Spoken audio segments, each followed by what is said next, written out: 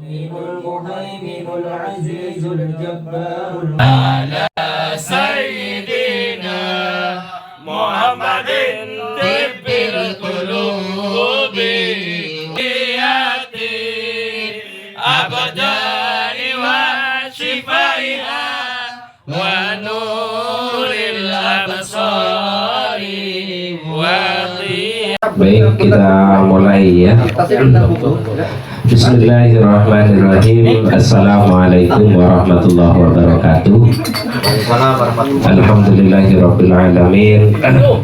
Sayyidina Muhammadin Rasulillah sallallahu alaihi wasallam wa ali jamil anbiya wal mursalin wassahabati wa qarabati wa tabi'in wa tabi'ut tabi'in wa man tabi'ahum bi ihsanin ila yaumiddin.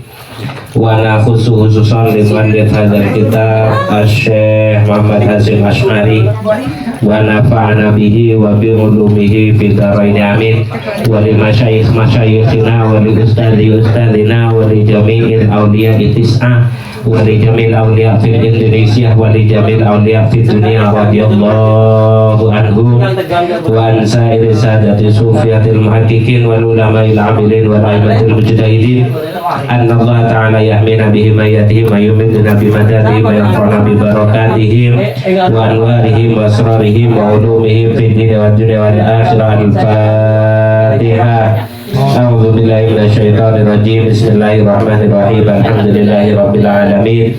Ar-Rahmanir Rahim. Maliki yaumiddin. Iyyaka na'budu wa iyyaka nasta'in. Ihdinas siratal mustaqim. Siratal ladzina an'amta 'alaihim ghairil maghdubi 'alaihim waladdallin. Amin. Bismillahirrahmanirrahim. Alhamdulillahirabbil alamin. Allahumma shalli ala sayyidina wa habibina syafina Muhammadin sallallahu alaihi wasallam. Rabbi syrah li sadri wa yassir li amri wahlul 'uqdatam min lisani yafqahu qawli. Amma ba'du. Alhamdulillah, segala puji bagi Allah yang telah memberikan kesempatan, kesehatan sehingga pada malam hari ini kita bisa berkumpul kembali melaksanakan rutinan kita, yaitu majelis zikir, majelis sholawat, dan kajian kitab Rijalul Ansor. Semoga dengan semua perbedaan ini Allah mempertemukan kita dan terus mengumpulkan kita tetap dalam kerukunan, lengkap dengan semua perbedaan. Salat serta salam semoga tetap tercurahkan kepada junjungan kita Nabi besar Muhammad sallallahu alaihi wasallam yang senantiasa memerintahkan kepada kita untuk terus menyampaikan segala sesuatu yang baik, yang apabila kita tidak sanggup untuk menyampaikan, hendaklah lebih baik kita diam. Baik, dalam kesempatan kali ini kita akan melanjutkan kajian kita, yaitu kitab Risalah Ahlus Sunnah wal Jamaah, di mana kita masih akan menjelaskan tentang muqaddimah atau pengantar dari cucu pengarang kitab, yaitu Syekh Kiai Muhammad Khisom Hadik.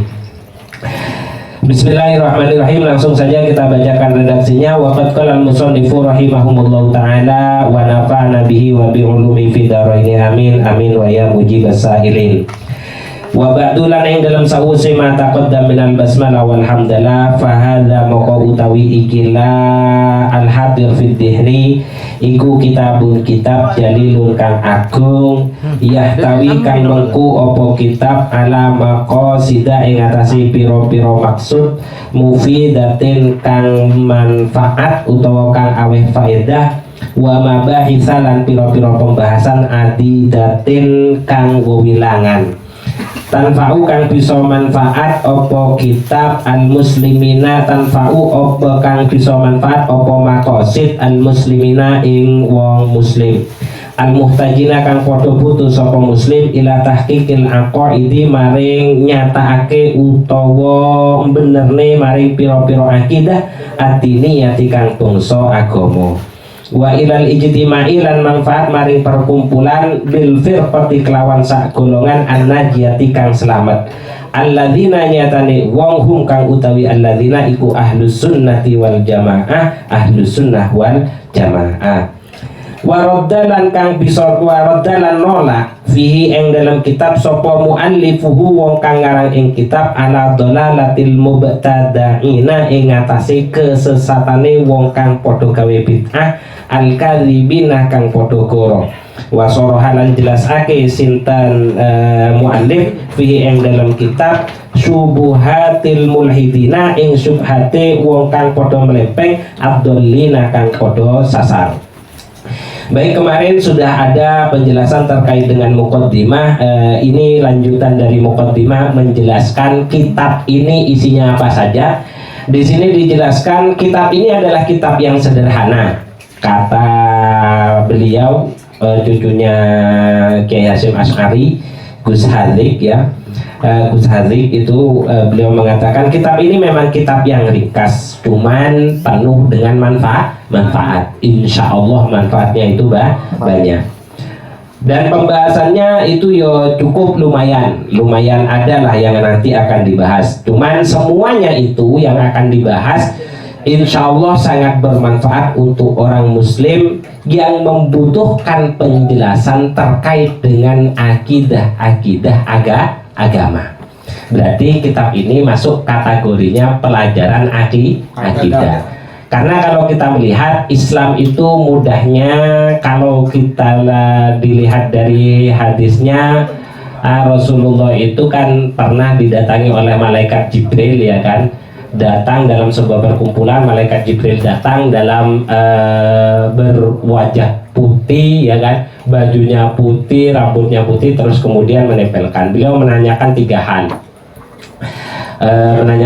Kepada Rasulullah, kabarkan aku tentang Islam, kabarkan aku tentang ihsan, kabarkan aku tentang Islam, kabarkan aku tentang ihsan, dan yang terakhir kabarkan aku tentang Islam, kabarkan aku tentang iman, kabarkan aku tentang ihsan. Jadi di sana itu beberapa ulama itu menjelaskan. Jadi kalau melihat itu Islam itu yang kita tahu itu adalah hukum fikih. Jadi Islam itu kan biasanya rukun Islam kan itu isinya kan semua terkait dengan amal ibadah Islam. Terus yang kedua itu adalah iman. Iman itu dinamakan biasanya ilmunya dinamakan dengan ilmu tauhid, dengan ilmu tauhid. Yang dibahas apa? Tentang keimanan. Keimanan itu atau akidah, keyakinan. Jadi iman, akidah itu hampir sama. Jadi iman itu artinya percaya, akidah itu artinya keyakinan. Nah, semua itu sama. Jadi yang terakhir itu ihsan. Ihsan itu biasanya digambarkan oleh para ulama itu adalah tasawuf atau akhlak. Perpaduan antara Islam dan iman itu jadinya nanti akhlak atau tasawuf. Jadi kalau pengen tahu isinya pelajaran Islam itu tidak jauh dari tiga hal itu yang akan dibahas, yaitu fikih, tauhid, dan akhlak. Jadi kalau fikih saja tauhidnya tidak ada, berarti Islamnya itu ya juga kepengetahuan keislamannya itu tidak akan sempurna. Mengetahui tauhid saja atau urusan surga, neraka, malaikat, itu kan hari akhir, siksa neraka, itu kan masalah akidah, masalah keyakinan, bukan praktek dan perbuatan. Itu saja yang kita pelajari. Islam kita, pengetahuan Islam kita ya juga tidak sempurna. Nah, keduanya kita miliki itu ya juga tidak akan terasa baik dalam kehidupan ketika tidak dilengkapi dengan akhlak atau yang dinamakan dengan kata lainnya ilmu tasawuf. Artinya kita beribadah itu tidak berlandaskan hati yang bersih, kita beriman pun tidak berlandaskan hati yang bersih. Maka untuk memperkuat semua itu perlu yang namanya ilmu tasawuf yang titik fokusnya itu pembahasan hati. Dan itu segmennya nanti berbeda Pak. Segmennya itu berbeda. Jadi kalau tasawuf itu yang dihukumi hati, boleh orang itu bertampilan itu adalah kayaknya kalau berjalan dia gegap gempita, artinya gawat lah lek melaku, ya kan? Seolah-olah dalam pandangan fikihnya, kalau gaya seperti itu kan sepertinya orang sombong. Kalau orang tasawuf tidak mau, Pak, tidak mau menghukumi orang itu sombong, karena pembahasan tasawuf itu pembahasan adalah hati. Sombong itu tempatnya hati. Kalau orang syaraf, sombong awakmu. Nah, sama seperti itu. Termasuk ya kalimat-kalimat yang kalimat-kalimat yang sering muncul. Kalau di Surabaya kalimat ngumpat itu biasa, Pak, gitu loh. Tapi kalau kata syariat itu bisa jadi itu tidak boleh. Maka kalau hanya satu yang dimiliki itu justru akan bertentangan dengan hal yang lain, dan kita tidak akan lebih bijaksana dalam menghukumi seseorang. Maka tiga-tiganya harus kita miliki. Nah, kebetulan di dalam hal ini ini fokus kepada pembahasan terkait dengan masalah keyakinan. Jadi aqaidah diniyah yang terkait langsung dengan kalau akidah itu kaitannya itu adalah muslim kamu kafir biasanya. Kalau fikih itu kaitannya halal, haram, mubah. Kalau tasawuf itu kaitannya dengan hakikat dan ma'rifat, kenal dan tidak kepada Tuhan. Itu segmen yang akan dibahas. Nah, ini akan berbicara tentang akidah, yang segmennya itu adalah kalau kita punya keyakinan, insya Allah iman kita akan aman. Kalau kita punya keyakinan yang baik, maka iman kita sesuai dengan ini, insya Allah iman kita itu aman. Maksudnya aman tetap mengikuti apa yang diyakini oleh Ahlus Sunnah wal Jamaah. Nah, itu nanti yang akan dibahas di sini. Terus bukan cuma sekedar pembahasan tentang iman secara utuh, karena memang keterangan ini itu ditujukan kepada orang-orang yang butuh juga terhadap satu kelompok yang menamakan dirinya sebagai Ahlus Sunnah wal Jamaah. Jadi memang ditujukan untuk mereka yang memiliki paham Ahlus Sunnah wal Jamaah. Karena di sini nanti juga akan dijelaskan bukan hanya keimanan yang akan ditampilkan, tapi lengkap dengan menolak pendapat-pendapat orang yang suka membid'ahkan dan membahas juga perilaku-perilaku kita yang masuk pada kategori bid'ah yang sesat dan tidak diridhoi oleh Allah Subhanahu wa Ta'ala. Itu isi pokoknya. Karena seperti itu, fahuwa moko utawi kitab idzan ing dalam nakilikane yahtawi ala maqasidil mufidah hujjatun bakal dadi hujjah wa burhanun lan dalil wa tawdihun lan penjelasan wa bayanun lan pepertelan fihi iku tetap ing dalam kitab lil muslimina kedue wong muslim izzatun bakal dadi izzatun utawi kemuliaan wa karomatun lan kehormatan walahum lan iku tetap kedue muslimin fihi ing dalam kitab najatun utawi kebejan wa salamatun lan keselamatan idza qad haqqaqa krana temen wis martelaake sapa fihi ing dalam kitab sapa muallifuhu wong kang ngarang ing kitab jelasne mau al aqaida ing pira-pira akidah as-sahihata kang sahih ala tariqati ahli sunnati wal jamaati miturut dalane ahli sunnah wal jamaah. Karena memang di sini itu penjelasannya terkait dengan hal-hal yang nanti bisa digunakan untuk menolak paham-paham yang dianggap sesat, maka dengan mempelajari kitab ini, kata Syekh Iso, kata Gus Iso, ini nanti akan menjadi hujah alasan kita atau penguat diri kita kenapa kok harus berpegang teguh kepada Ahlus Sunnah wal Jamaah atau punya alasan gitu. Jadi sampean melo iki artinya sampean nanti punya alasan kuat kenapa kok harus mengikuti jalan yang ini gitu loh. Sehingga ketika kita menjadi hujah terhadap orang yang menyalahkan perbuatan kita, menganggap pekerjaan kita bid'ah, itu nanti kita yang akan menjadi orang mulia karena setiap tindakan dan perilaku kita didasarkan kepada ilmu pengetahuan dan didasarkan kepada thariqah ahli sunnah wal jamaah. Maksudnya thariqah itu apa ya? Jadi di dalam agama Islam Rasulullah itu sempat mengatakan bahwasanya nanti umatku akan terpecah sekitar 72 golongan.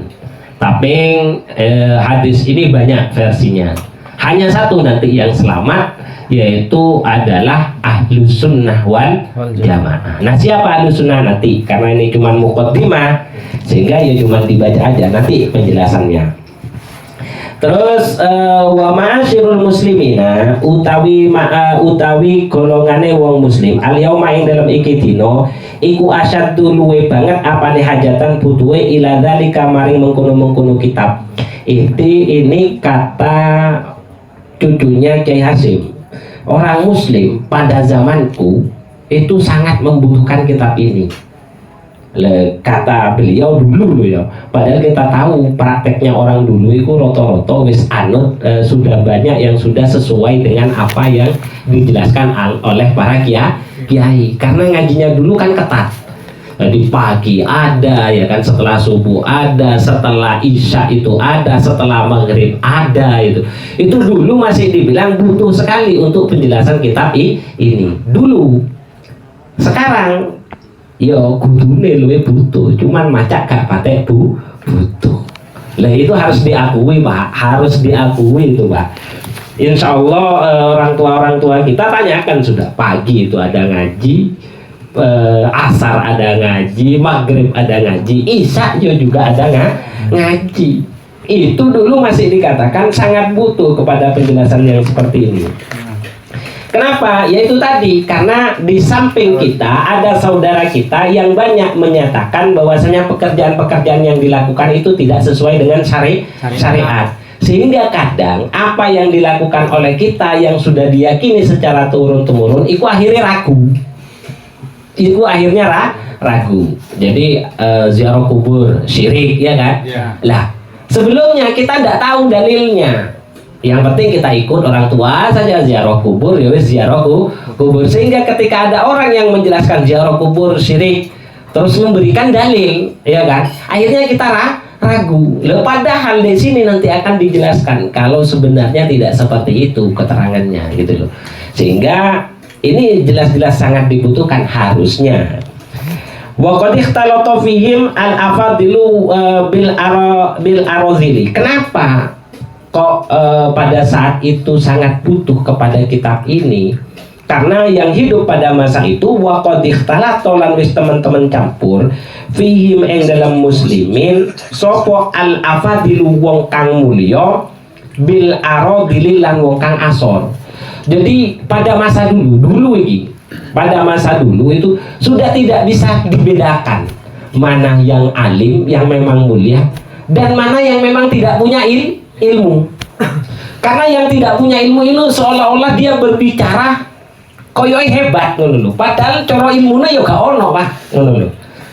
Sing ancene alim itu mungkin beliau karena dulu memang tawadhu sehingga tidak banyak bicara. Sehingga ngajari orang itu cukup dengan cara-cara tradisi, tidak diajari dalil, tidak.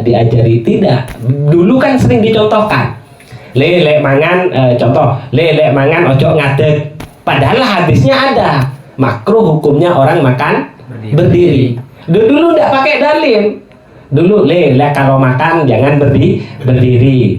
Jumat moco yasinan, ya kan? Dulu tidak dikasih dalil. Sementara ada orang yang sebenarnya tidak suka praktek, yo baru tahu dalilnya, ya kan? Kalau katanya mendoakan mayit itu tidak sampai. Hadisnya yang dipakai kullu bani adam in qata amaluhu min salasin, ya kan? Idza mata ibnu adama. Hadisnya yang dipakai itu ketika sudah mati anak Adam in qata amaluhu illa min salasin. Terputus semua amalnya kecuali 3 hal. Amalin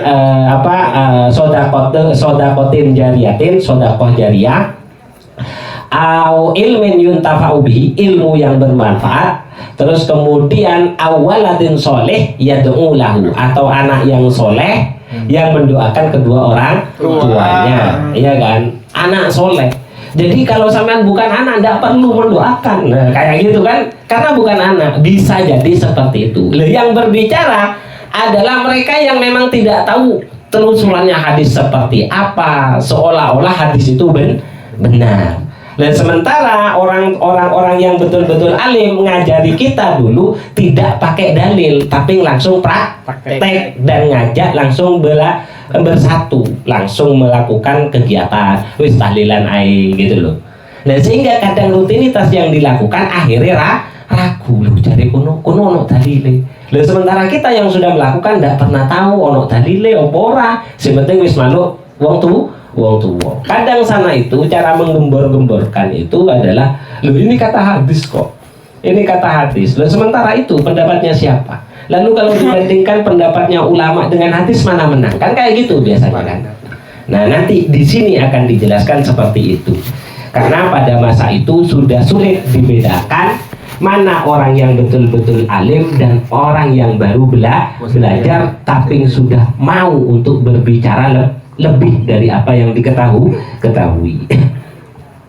Terus yang terjadi juga walta basalan dadi surupo alaihim ing atase muslimin opo al haqqu perkara kang hak bil batil kelawan perkara yang batil. Nah itu tadi yang saya sampaikan. Sehingga seolah-olah sesuatu yang hak itu menjadi kabur itu betul-betul hak atau tidak gitu.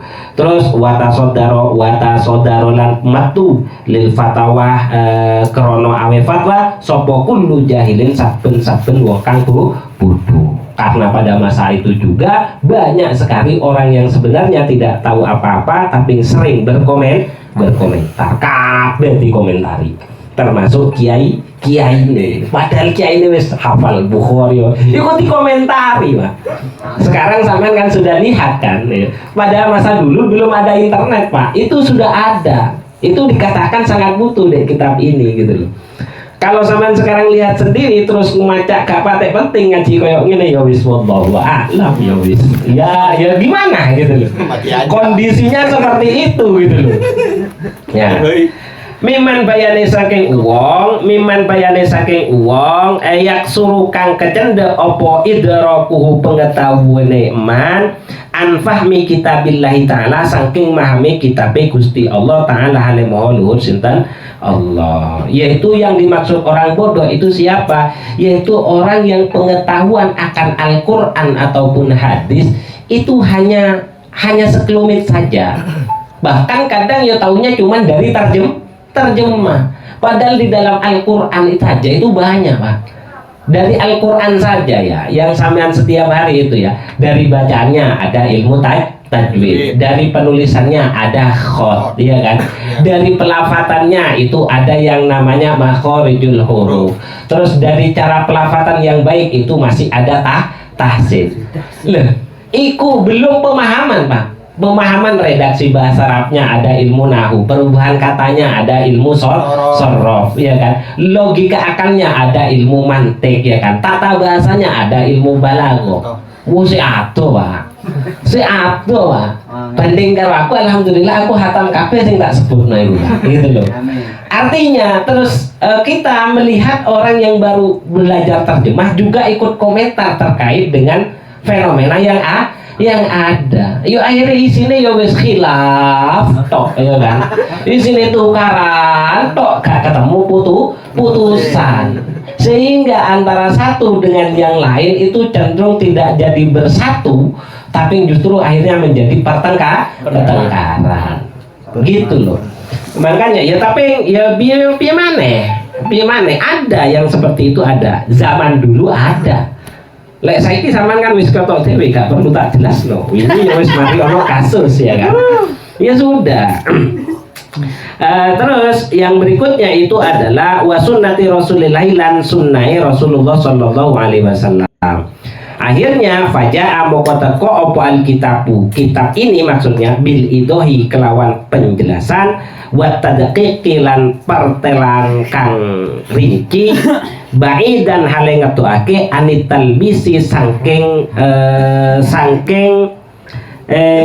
blawur. Artinya kitab ini memang dihadirkan dengan pembahasan, insya Allah nanti pembahasannya cukup rinci kata beliau, sehingga nanti sampean bisa membedakan mana masuk kategori yang boleh, mana yang masuk kategori tidak boleh.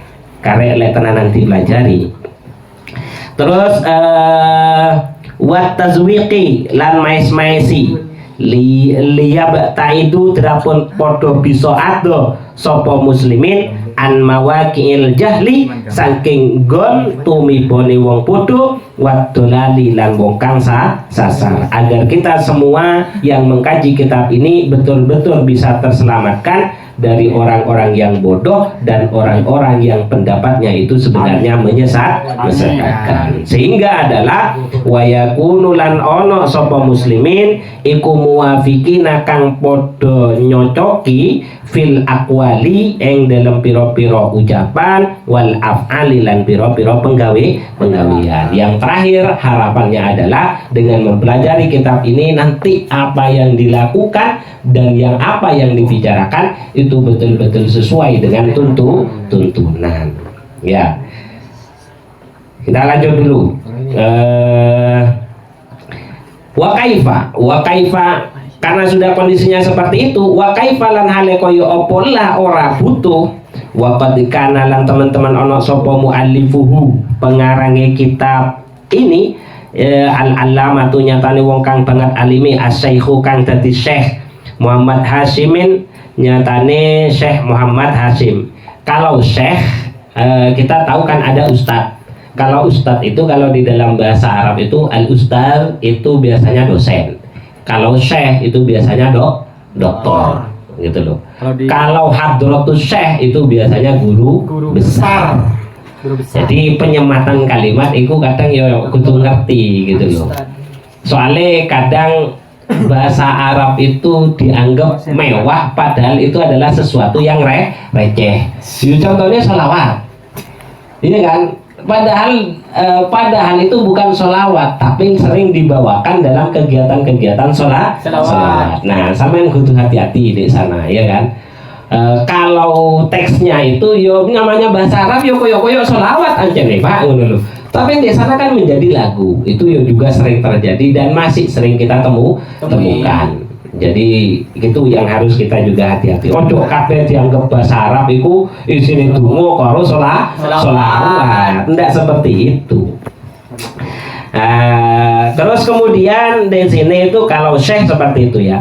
Al-Asy'ari Asy'ariyun kang bangsa Asy'ari. Kang bangsa Asy'ari mazhab tauhid. Jadi Asy'ariyun itu jadi di dalam akidah. Jadi NU itu kalau di dalam fikih itu 4 yang dipakai. Imam Abu Hanifah. Imam Abu Hanifah itu yang pertama, beliau adalah peletak ilmu fikih pertama. Imam Abu Hanifah, Imam Malik, gurunya Imam Syafi'i, terus Imam Syafi'i dan Imam Ibnu Hambal, Imam Hambali itu di dalam ilmu fikih. Kalau di dalam tauhid itu dua. Jadi Imam Mawardi dan Imam Asy'ari. Makanya yang mengikuti Ahlus Sunnah, kalau Ahlus Sunnah wal Jamaah, kalau Ahlus Sunnah di dalam kitab-kitab biasanya itu merujuk kepada mereka yang memiliki paham akidahnya Asy'ari atau Imam Maturidi. Kalau di dalam ilmu tasawuf itu Imam Al-Ghazali dan yang satunya itu adalah Sufyan Ats-Tsauri kalau tidak salah. Cuman yang sering dipakai itu adalah Imam Al-Ghazali yang dipakai. Kenapa kok itu? Padahal imam-imam yang lain banyak. Ada imam madhab itu saja banyak. Ada Dawud Az-Zahiri itu, terus Imam Ja'fari. Imam Abu Hanifah itu kan yang dua guru. Nyapa kok gurune gak dijadikan imam madhab. Imam Malik, Imam Syafi'i itu kan juga pun. Imam Syafi'i gurunya yang lain itu adalah Imam Waqi namanya. Imam Waqi. Kenapa kok itu tidak dijadikan madhab? Karena ada sekitar 12 ulama yang pada masa itu kealimannya itu semuanya diakui. Cuman yang dipilih 4. Alasan paling pokok kenapa kok NU itu cuma ngambil 4 untuk Nahdlatul Ulama itu kok cuma ngambil 4, kok enggak pakai imam yang 12? Karena kalau saudara kita yang sebelah itu pakainya imam 12. Termasuk Syiah itu kalau tidak salah ya juga pakai imam 12. Kenapa kok kita tidak pakai hanya 4?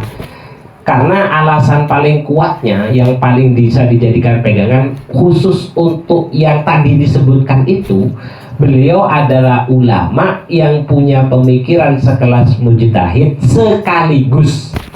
Jadi 4 mazhab itu Imam Abu Hanifah, Imam Maliki, Imam Syafi'i, dan Imam Hambali. Beliau adalah seorang ulama yang memiliki kelas mujtahid mutlak sekaligus keilmuannya itu terbukukan, Pak. Ya, keilmuannya itu terbukukan. Artinya ini pendapatnya siapa? Imam Syafi'i, ketemu, kitabnya ketemu.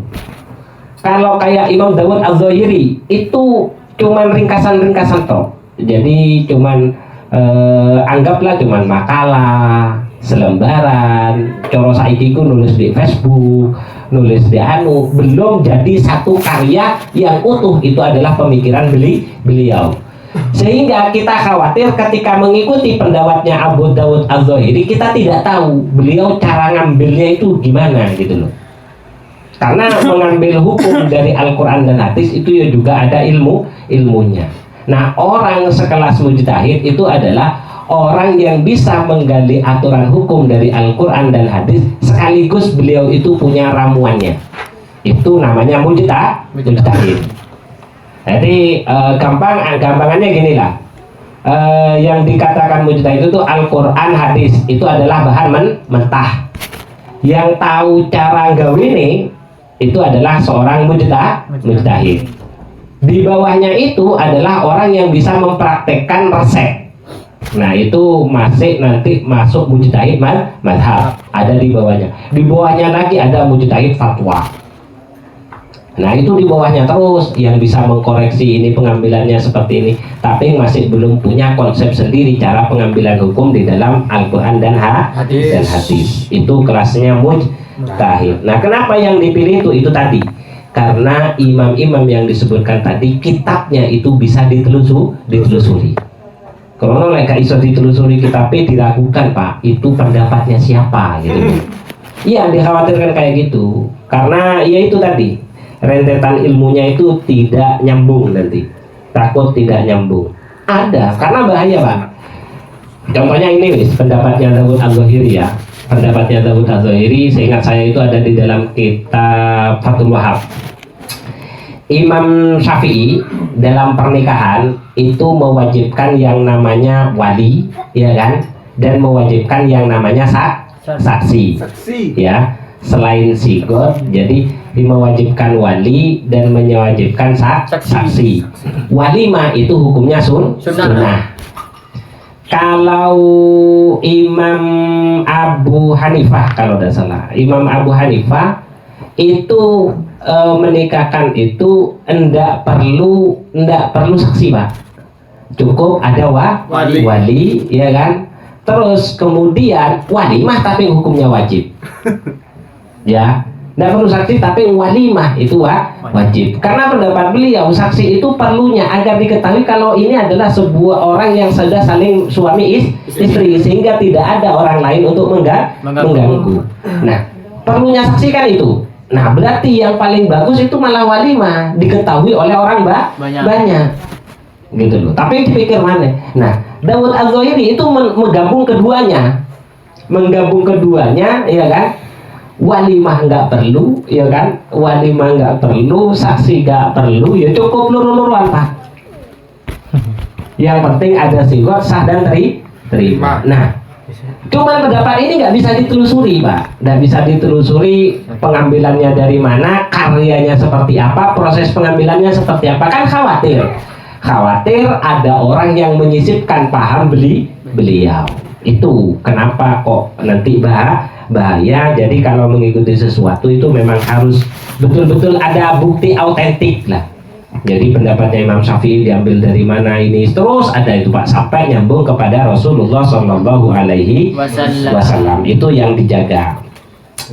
Itu terus kemudian rahimahu mugi-mugi melasi sintan Allah Ta'ala alaihi Rasulullah min akabir ulama Indonesia. Beliau Kiai Hasyim Asy'ari itu masuk pada kategori agung-agungnya ulama Indonesia, wa min muassisi Jam'iyah Nahdlatul Ulama, dan termasuk golongannya orang atau pendiri dari Jam'iyah Nahdlatul Ulama. Wahia utawi Nahdlatul Ulama iku jam'iyatun adalah seperkumpulan ma'rufatun kang den kenal bi quwwati tamassukihim kelawan kekuatane oleh tetanggenane jam'iyah bi sunnati khatamin nabiyyin kelawan sunnai para wong kang mungkasi para nabi wasyiddati i'timadihim lan bangete oleh tetanggenane jam'iyah ala khittati aslafihim ing atase garise ulama kunone jam'iyah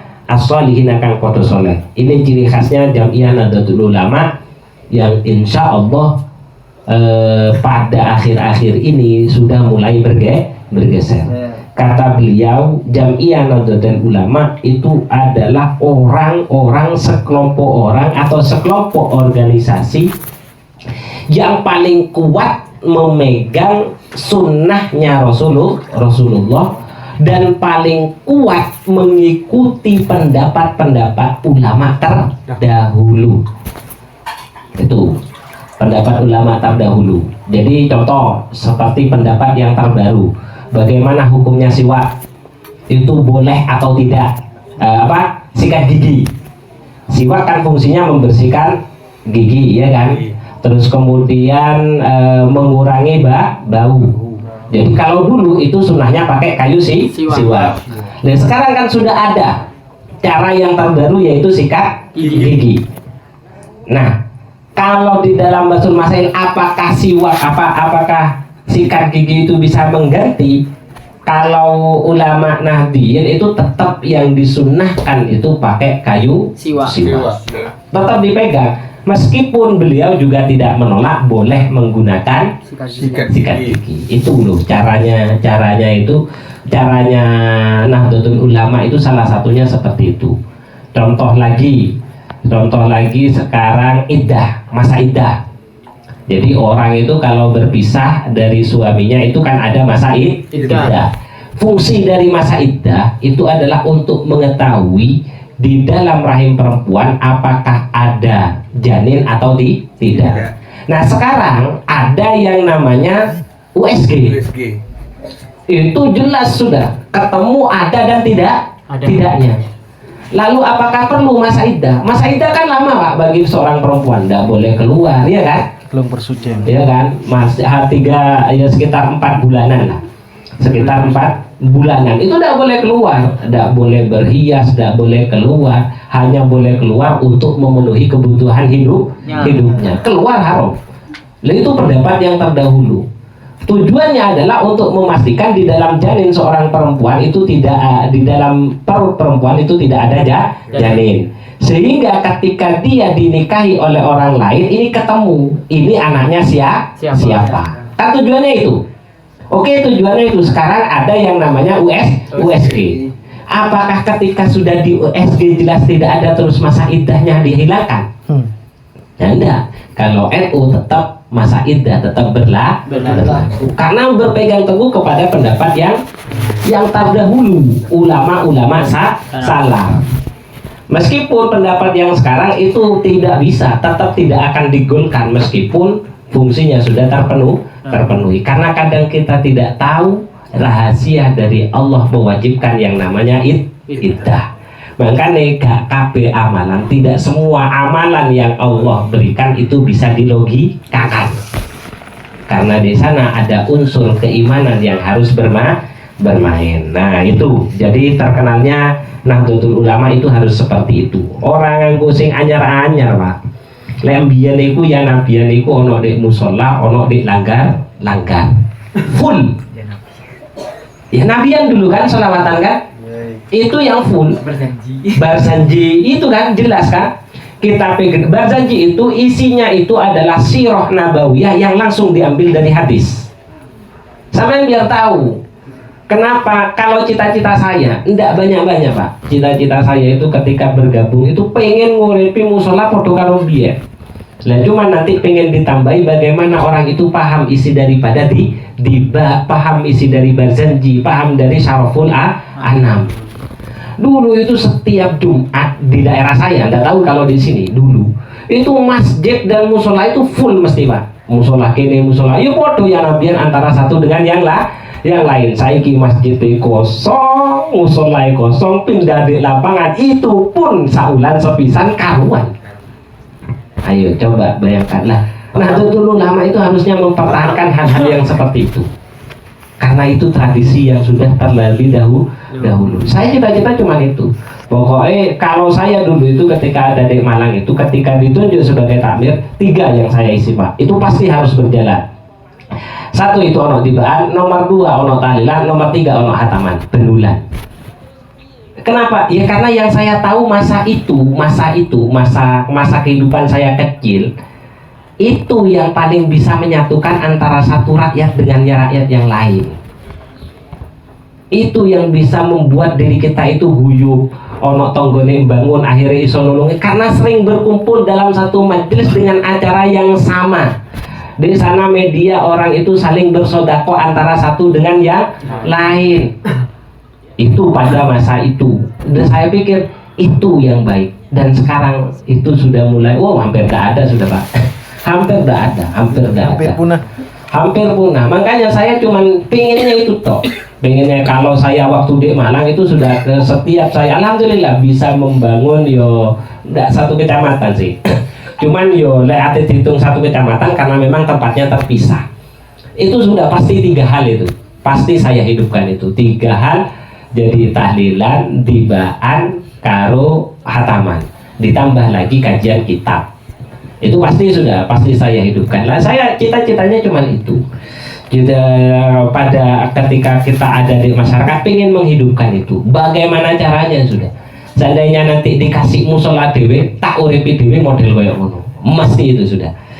Karena ya itu tadi ulama salaf salah satu tanda ulama NU itu paling di sini itu ya kan wasyiddati timadihim banget kuat sekali memegang ala khittati aslafihim as-solihin, mengikuti garisnya ulama-ulama terdahulu yang soleh. Dan saya kira mbak api apa Pak?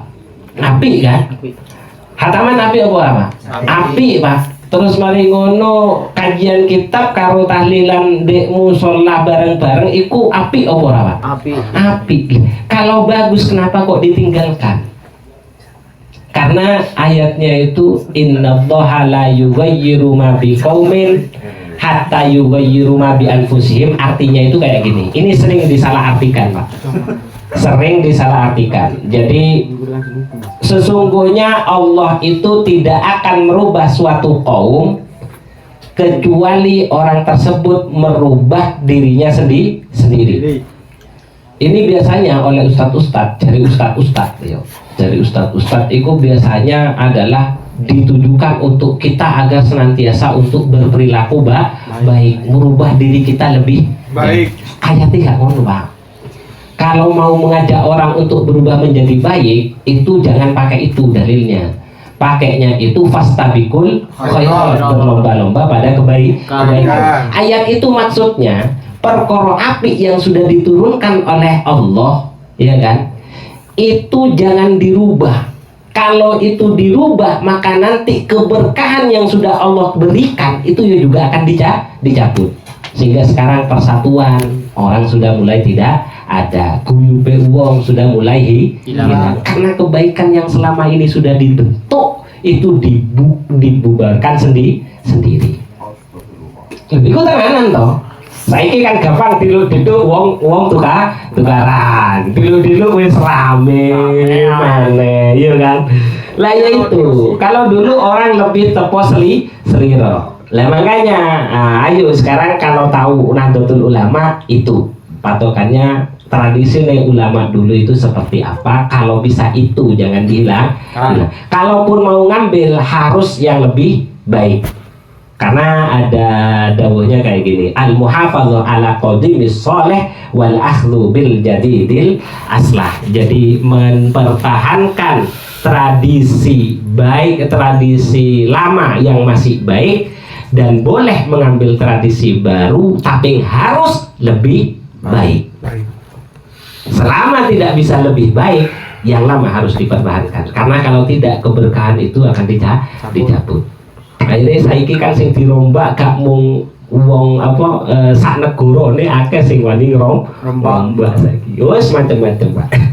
Terakhir ini sebagai penutup merupakan doa dari Muhammad Isom Hadik.